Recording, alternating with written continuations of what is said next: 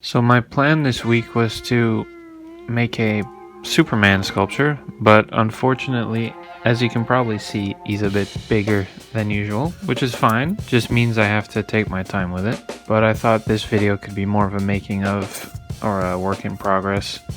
I won't have some final piece for you at the end of this video, but maybe you can actually see in real time what this kind of project takes. So this week I think I did about really no more than 3 hours on this guy so far. What my goal was for Superman, seeing as how I'm not super familiar with the character, like it's not like Batman where I have all these preconceptions from being a kid and loving the character, that I get to like fulfill those expectations while making. But in this case it's more of a trying to honor a character I'm not too familiar with. So with Superman, from what I know, he's supposed to be an optimist, right? So he's supposed to know everything about why he shouldn't protect the human race or really have any empathy towards them, but he does anyway. And so I'd have thought his eyes would therefore have more of a kind of youthful innocence to them, but in every reference image I've found, he's very stern looking. And I don't know if that's to make him more competent or menacing, or like look like he's dangerous but not in an evil way.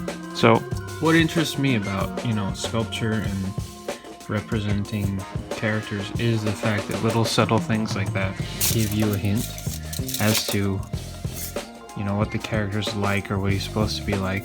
And in this case, I think the stern look, first of all, is achieved by reducing the upper lid.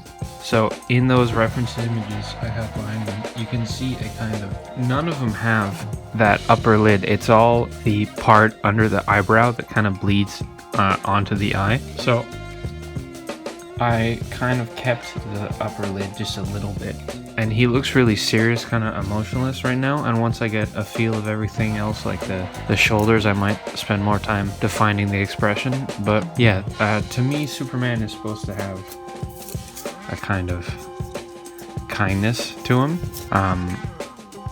but I'm not super familiar, so I might be wrong there.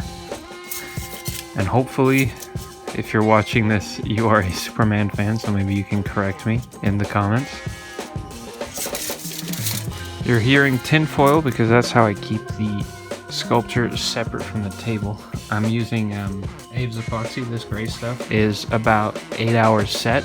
It's I've talked about it before in other videos, but if you're new, it's a 2-part clay that hardens over about 24 hours, and by then you have something really solid to work on. And I had to add this onto my sculpture because I wanted something that's difficult, or not difficult, but it's balanced. Because another thing that this is what I really enjoy is that I can't talk about the craft of it without talking about the art side of it. So in order for me to communicate someone that is strong but can fly, so he still has to look light, or at least powerful enough to make himself float in the air, I need something that looks brittle but is also very stable. So he looks light and airy, like he's about to take off into the air,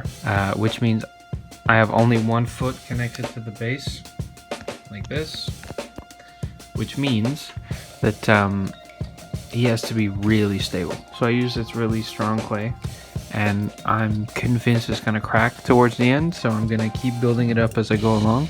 So yeah, if you have a sculpture that has a kind of specific requirement, like Spider-Man is my favorite. Just any Spider-Man sculpture is an ultimate test of your skill, because this Spider-Man has to fly or swing through the air, and he looks really, dynamic, like he's a gymnast, and he still has to have some muscle tone to him, so he can't be super thin.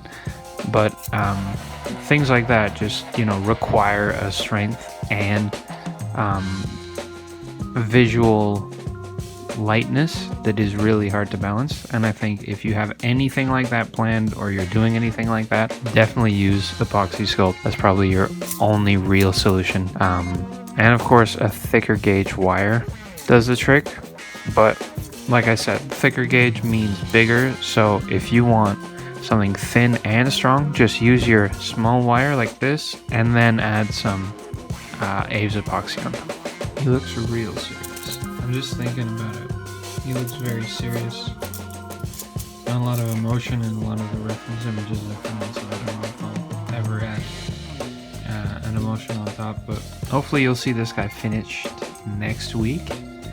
And can't wait to talk about the anatomy side of it. I've only done the face, but I really enjoy the anatomy. In this case, I know for a fact that I get to make something more golden age bodybuilder era type, because he's got that ridiculously proportioned shoulder to waist ratio. So that'll be a lot of fun. I'll see you in that video next week.